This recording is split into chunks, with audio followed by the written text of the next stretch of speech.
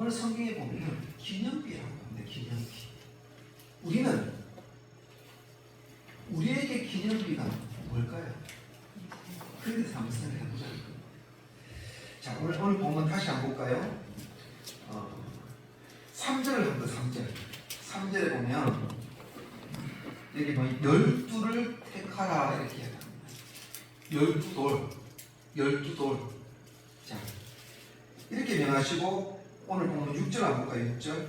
오늘 여기 묵상 말씀이 없어요. 성경에 보면 됩니다. 자, 6절에 보면 제일 밑에 7절 제일 밑에 보면 기념이 되리라 이렇게 합니다. 무슨 말입니까? 이 12이 기념이 된다 이렇게 이야기를 하고 있는 것이죠. 자, 이런 거죠. 표징이 된다 이렇게 이야기합니다. 표징이 뭐예요? 뭔가 드러나는 거예요. 뭔가 증거가 될 만한 이야기입니다. 그것을 이야기하고 있는 거예요. 자, 그런 것 같아요. 사람은, 저도 마찬가지죠. 사람은 하나님께서 베풀어 주신 은혜를 망각할 때가 참 많아요. 잊을 때가 참 많다는 것입니다. 어떻게 보면 좀 이렇게 배은 망덕하기를 얼마나 잘하는지 제 자신을 볼 때 그렇게 생각이 들더라고요. 자, 6월절 한번 생각해보면 6월절. 이 6월절을 대로 지키라 이렇게 말씀하시는데, 자, 출애굽기 12장 26절 한번 볼까요? 출애굽기 12장 26절 여기 보면 27절까지 제가 읽어드릴게요. 이후에 너희가 자녀가 묻기를 이 예식은 무슨 뜻이냐 하거든. 27절 너희는 이르기를 이는 여호와의 6월절 제사라. 여호와께서 애굽 사람에게 재앙을 내리실 때에 애굽에 있는 이스라엘 자손의 집을 넘으사 우리의 집을 구원하셨느니라 하라. 하매 백성이 머리 숙여 경배하니라. 뭘 하라는 겁니까? 기념하라는 것입니다. 그래서 6월절을 행하고 있는 것이에요. 자, 우리도 추석과 설날이 있지 않습니까? 마찬가지입니다. 이것을 기념하라는 거예요. 무엇을 기념하라는 것입니까? 제가 여기는 말씀드렸죠. 바로 애굽 사람의 재앙을 내리실 때에 애굽에 있는 이스라엘 자손의 집을 넘어서 구원하셨다. 이것을 기억하라고 이야기를 하고 있는 것이에요. 마찬가지입니다. 오늘 여호수아는요 요단에서 가져온 12돌을 길갈이라는 곳에 세웁니다. 길갈. 자, 본문 20절 한번 볼까요? 오늘 4장 20절 12를 어디에 세우냐면 길갈이라는 곳에 세웁니다. 자, 여호수아가 요단에서 가져온 그 12돌을 길갈에서 세우고 이스라엘 자손들이 말하되 이르되 후일에 너희 자손들이 그들의 아버지에게 묻기를 이 돌은 무슨 뜻이니까 하거든. 너희는 너희 자손들에게 알게 하여 이르기를 이스라엘이 마른 땅을 밟고 이 요단을 건넜음이라 이렇게 말씀을 하고 있어요. 이걸 기억하는 거예요. 이것을 기념하라고 이야기를 하고 있는 것입니다. 영원히 기념해라. 이것을 이야기를 하고 있는 것이에요. 자, 하나님께서 1세대들에게 홍해를 가르시고 건너가셨습니다. 건너가게 하셨습니다. 이것처럼 이 세대들에게 요단강 물을 마르게 하사 건너게 하셨음을 알게 하여 주라. 이것을 이야기를 하고 있는 것이에요. 자, 두 가지를 알려주고 있습니다. 오늘 보면 24절 한번 볼까요? 24절 여기 보면 한 가지는 뭐냐면 이는 땅의 모든 백성에게 여호와의 손이 강하신 것을 알게 하라. 이렇게 이야기합니다. 자, 첫 번째 뭐라고요? 여호와의 손이 강하다. 이것을 알게 하라. 자, 두 번째 너희가 너희의 하나님 여호와를 항상 경외하게 하려 하심이라 이겁니다. 첫 번째는 뭐예요? 여호와 손이 강하다. 그리고 두 번째는 하나님 여호와를 항상 경외해라 이것입니다. 이것을 기념비로 세웠다는 거예요. 기념비. 이것을 기억하라고 기념비를 세웠다고 이야기하고 있습니다. 목적까지 이야기하고 있죠. 자, 그런데 이것이 4장 내용의 전부가 아닙니다. 좀 더 우리가 깊이 한번 생각해 봐야 될 건데 한번 조금 더 나아가고 있는데요. 본문 9절 본문 9절 한번 봅시다. 제가 읽어드릴게요. 여호수아가 또 요단 가운데 곧 언약궤를 맨 제사장들의 발이 성 곳에 12돌을 세웠더니 오늘까지 거기에 있더라고 이렇게 말씀을 하고 있습니다. 자, 이렇게 말씀하는 것은 하나님께서 직접 명하신 바 아닙니다. 그런데 여호수아가 이렇게 더 나아가고 있는 것은 바로 하나님의 의도를 하나님의 영에 의하여 인식했다라는 것을 의미하는 것이에요. 뭔가 강하게 개인적으로 성령께서 그 마음을 가만두지 않았다는 것이에요. 다시 말하면 그런 겁니다. 여호수아는 그 돌들이 단순한 기념비적인 의미만 아니라 그것이 우리의 표면적인 표징일 뿐 우리 그 안에 있는 그 내면에 있는 영적인 의미가 있음을 알게 된 것이에요. 그냥 단순히 그냥 돌만 세워진 것이 아니고 정말 이 것이 그냥 하나님께서 세웠다, 하나님께서 우리의 모든 삶을 이끌어 가셨다, 이것도 우리에게 주는 의미가 있지만 더 깊은 영적인 의미가 있다라는 것이에요. 자, 우리 한번 생각해 봅시다. 자, 보면 다 읽지 않았지만 2번이나 12돌을 세워요. 몇 번요? 중요합니다. 12돌을 2번이나 돌을 세워요. 자, 첫 번째는 어디에 세우냐면 길갈에 12돌을 세웁니다. 길갈. 자, 두 번째는 요단강 물속에 12돌을 세웁니다. 자, 그 의미에 대해서 2번이나 묻고 있어요. 오늘 본문에 보면 이 돌들은 무슨 뜻이냐 하거든 이 말씀이 6절과 21절에 반복되어 있어요. 반복되어서 강조하고 있다는 것입니다. 자, 여호수아 4장 6절 한번 볼까요? 자, 4장 6절 제가 읽어드립니다. 이것이 너희 중에 표징이 되리라. 후일에 너희의 자손들이 물어 이르되 이 돌들은 무슨 뜻이냐 하거든. 자, 이 돌들은 무슨 뜻이고 이렇게 질문을 하고 있는 것이죠. 자, 여호수아 4장 21절 봅시다.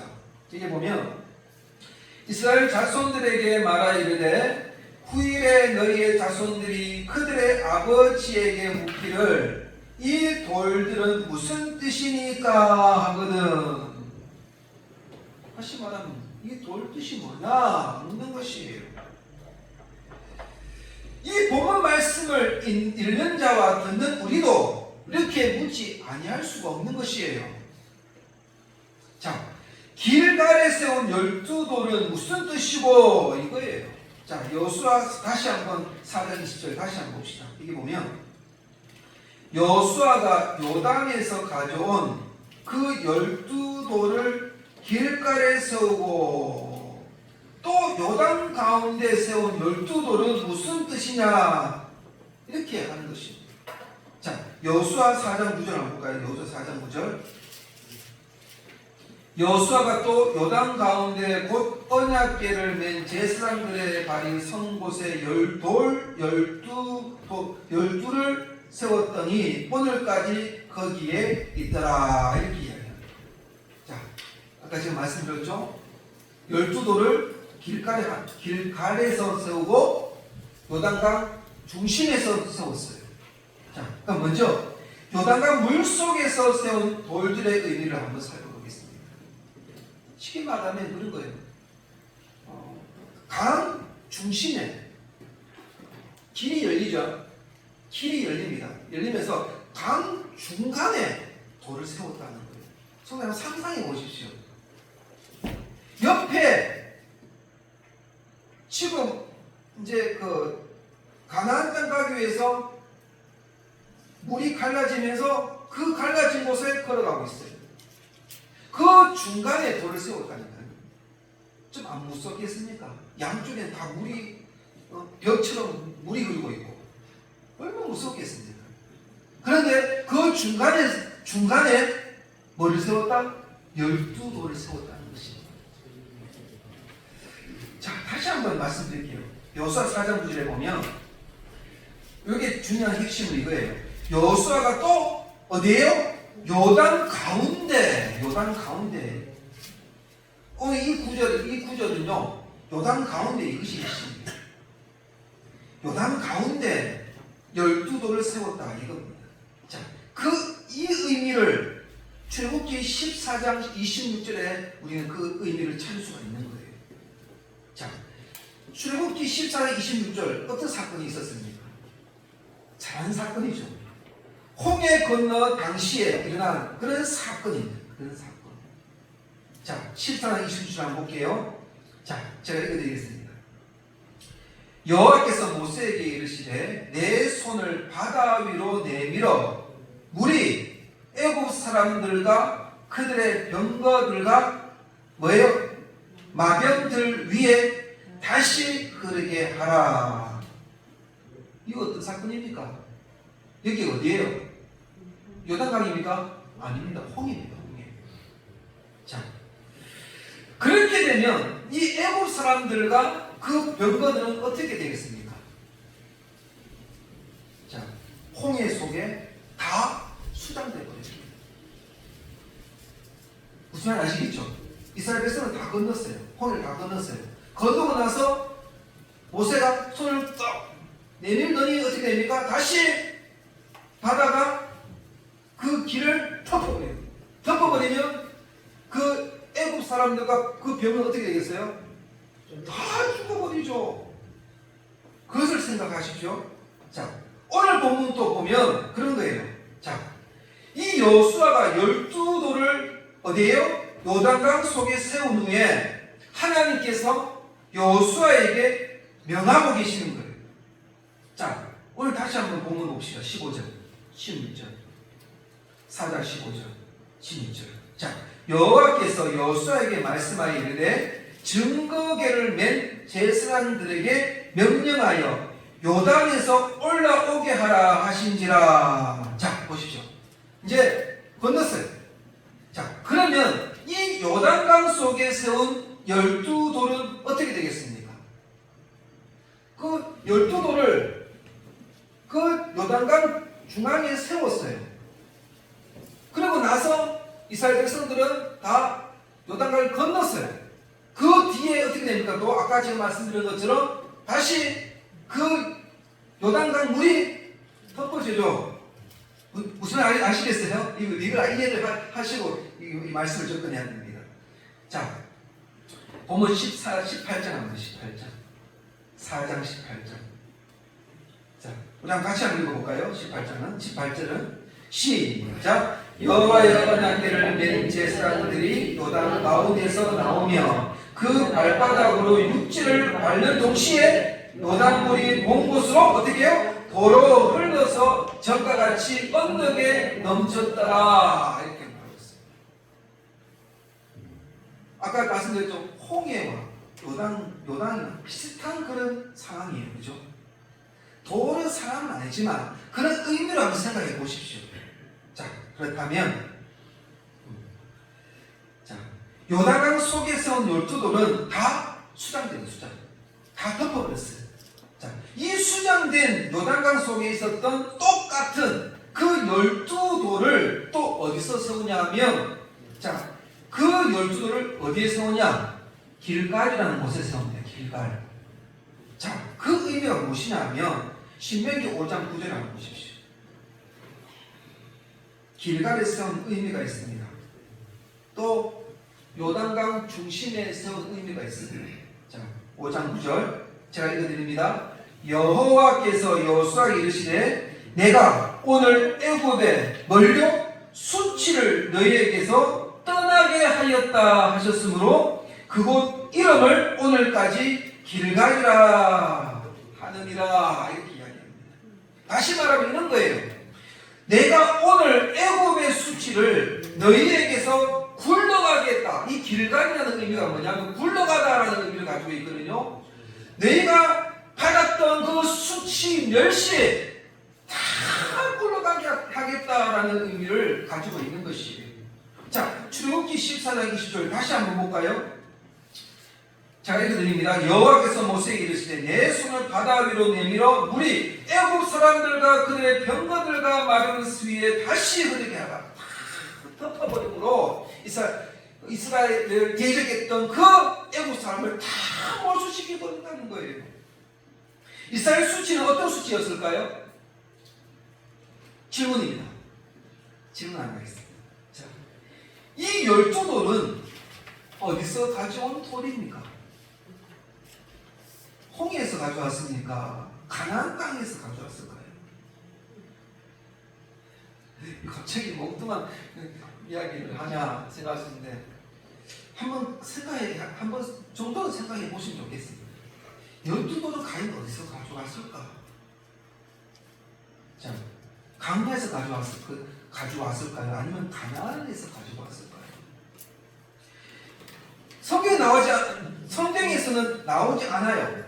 그런데 성경에 한번 생각해 보십시오. 그 돌을 어디서 가져왔을까요? 지금 이스라엘 백성들이 지금 어디를 건너고 있습니까? 요단강을 건너고 있습니다. 요단강 맞은편을 건너고 있어요. 당연히 어디서 가지고 왔냐면 광야에서 가지고 온 거죠. 무슨 말 아시겠어요? 강야에서 그 돌을 참 가지고 오기도 쉽지 않았지만 어쨌든 그 강야에서 그 돌을 가지고 온 거예요. 자, 제가 이런 이야기를 왜 하냐면 뒤가서 말씀드리겠습니다. 자, 요단강 속에 12돌을 수장했던 이런 영적인 의미가 있다는 것입니다. 자, 애굽에서 대대로 종살이하던 노예 근성, 다시 말하면 그런 거죠. 이스라엘 백성들은 400년 동안 누구의 지배를 받았습니까? 애굽의 지배를 받았어요. 우리 한국 사람이 일본 사람들에게 30몇 년 동안 지배를 받았잖아요. 얼마나 큰 고통이 있었습니까? 몇 배, 400년 동안 지배를 받았어요. 그 지배를 받던 그런 습관들 그대로 남아있을 거예요. 습관, 그런 노예적인 근성들이 계속 남아있을 거예요. 그리고 강야, 아까 제가 말씀드렸죠. 돌, 어디서 가져왔느냐? 광야에서 가져왔거든요. 자, 광야에서 불순종하던 그 수치스러운 옛사람을 어디서요? 요단강 속에 죽어 장사 지냈다는 거예요. 지금 말씀드리는 겁니다. 12돌을 왜 세웠냐? 길갈의 돌을 왜 세웠냐? 아까 애굽 사람들은 다 죽었잖아요. 홍해에서. 그런 것처럼 우리에게 주는 영적 의미는 여기는 이제 애굽 사람, 애굽 첫 병거들, 애굽의 그런 건의들, 애굽에서 당했던 그런 수치들 내가 다 없앨게, 다 몰수시켜줄게, 다 덮어줄게. 요단강 속에 다 덮어버렸다. 이게 우리의 주는 영적 의미입니다. 자, 시편 제가 읽어드립니다. 그냥 시편 103편 보면 이런 말씀이 있어요. 동이 서에서 먼 것 같이 우리의 죄가를 우리에게서 멀리 옮기셨다. 멀리 옮기셨다. 이 말은 그냥 멀리 보냈다는 거예요. 미가서 7장 19절 제가 읽어드릴게요.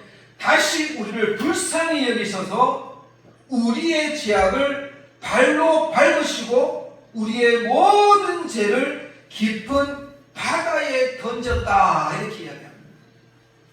무슨 말인지 아시겠죠? 이런 의미를 가지고 있는 것이. 자, 이제는 길가에 세운 12돌의 의미를 한번 살펴보면 이런 겁니다.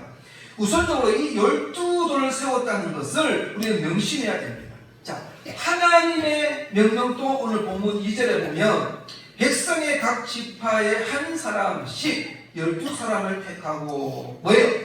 그들로 하여금 각 돌 한 개씩 12돌을 가져오게 하셨다는 거예요. 이 12돌은 바로 12지파를 상징합니다. 12는요 완전수예요. 예수님도 12제자를 세웠잖아요. 그리고 이 12지파는 모든 요단강을 건넜다는 뜻입니다. 자, 우리 영적인 의미를 살펴보고 있는 거죠. 아까 말씀드린 비슷한 내용이지만 애굽에 있던 옛 사람은 죽어 이제 요단강에서 장사하고 이제는 어떤 사람으로 바뀌어졌다? 새 사람으로 바뀌어졌다는 겁니다. 새 사람이 되어서 그렇게 이야기했던 약속의 땅 가나안에 들어가게 되었다는 거예요. 무슨 아시겠어요? 자, 그래서 이 요단강 속에 이 세운 돌과 길갈에 세운 돌의 의미를 신학적으로 한번 표현해 보면 이런 거예요. 제가 읽어드리겠습니다. 같이 한번 읽을까요? 이 요단강 속에 세운 돌, 길갈에 세운 돌, 신학적으로 한번 표현해 보면 이런 것입니다. 고린도후서 5장 17절 같이 읽습니다. 자, 시작. 그런즉 누구든지 그리스도 안에 있으면 새로운 피로 믿으라. 이전 것은 지나갔으니 보라 새 것이 되었도다. 덮어버림으로 법으로 말미암아 이제 새 것이 되었다. 자, 에베소서 4장 22절 이것도 같이 읽습니다. 4장 22절 시작. 너희는 유혹의 욕심을 따라 썩어져가는 구습을 따르는 옛 사람을 벗어버리고 오직 너희의 심령이 새롭게 되어 하나님을 따라 의와 진리의 거룩함으로 지으심을 받은 새 사람을 입어라. 이렇게 말씀을 하고 있는 거예요. 한마디로 이 말씀이죠. 하나님께서 친히 말씀하신 것은 본문 9절에 보면 내가 오늘날 애굽의 수치를 너희에게서 굴러가게 하였다. 이게 길갈의 의미예요. 모든 수치, 모든 내 삶의 억압, 멸시 내가 다 덮어주겠다. 마지막으로 우리가 이 부분만 살피고 말씀드리겠는데요. 이 언약궤에 대한 호칭이 좀 그때마다 달라져요. 어때는 언약궤라고 하고 어때는 법궤라고 하고 이런 말이 이게 자꾸 말이 바뀌어요. 자, 근데 이 결코 무의미하는 뜻이 그 말이 아닙니다. 자, 3장 8절 4장 16절에 보면 자, 먼저 여호수아 3장 8절 한번 봅시다.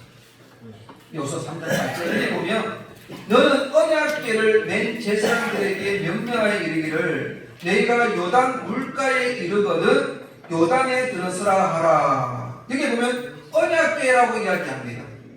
그 속에 언약궤는 그 하나님의 임재를 상징을 하는 거예요.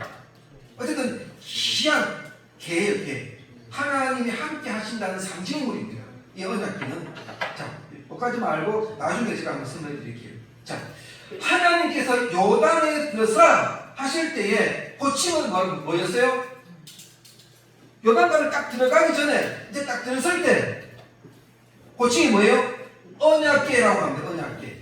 바로 이것은 뭐냐면 하나님의 언약의 말씀에 근거하여 그 언약을 믿고 건너가라 이겁니다. 언약 이거는 요단강 건너기 전이에요. 자, 하나님의 말씀에 근거를 믿고 그 언약을 믿고 나아가라 이겁니다. 제사장들이 맨 이 언약궤를 앞세운 것은 다름이 아닙니다. 뭐예요? 하나님의 언약을 굳게 잡고 믿음으로 나아가라. 이것을 이야기하고 있는 것이에요. 이것이 바로 제사장이 맨 것은 그들이 온 백성을 대표하고 있기 때문이죠. 자, 그런데 요단에서 올라오게 하실 때에 언약궤라고 하지 않고 뭐라고 이야기합니까? 증거궤라고 이야기합니다. 여호수아 4장 16절 한번 봅시다. 여호수아 4장 16절. 이제는 요단강에서 나온 후입니다. 나온 후. 자, 4장 16절. 증거궤를 맨 제사장들에게 명령하여 요단에서 올라오게 하라 하신지라. 이렇게. 여기 보면 증거궤. 자, 다시 말하는 거죠. 들어갈 때는 언약을 믿고 순종하였을 때에 그 물이 끊어졌다는 것입니다. 그렇지만 나올 때는 어떻습니까? 요단물이 끊어져 육지같이 건넜음을 누구에게 이야기해라? 자손들에게 증거해라. 증거해 주어라. 이런 말입니다. 또한 앞으로 가나안 땅을 점령하게 해주실 것에 대한 바로 그 증거가 되기 때문이에요. 여호수아 3장 10절에 보면 또 말하되 살아계신 하나님이 너희 가운데 계시사 가나안 족속과 헷 족속과 히위 족속과 브리스 족속과 기르가스 족속과 아모리 족속과 여부수 족속을 너희 앞에서 반드시 쫓아내실 줄을 이것으로 너희에게 알리라. 이렇게 말씀하고 있는 거예요. 다시 말하면 들어갈 때 뭐라고 이야기하죠? 언약궤 말씀을 붙들고 들어가는 게 나올 때 하나님께서 이렇게 하신다. 증거로 내세우라는 거예요. 그래서 언약궤 법궤 내용이 되는 거예요. 말씀 읽겠습니다. 성도 여러분, 성도님의 마음속에 표징이 있습니까? 성도님의 가정에도 자잘한 손손에게 전해줄 기념비, 다시 말하면 증거비가 있습니까? 무엇보다도 우선할 것은 바로 성도님의 옛사람은 그리스도와 함께 죽었습니다. 이제는 그리스도와 함께 일으키심을 받은 존재입니다. 다시 말하면 이제 새 사람이 된 존재예요.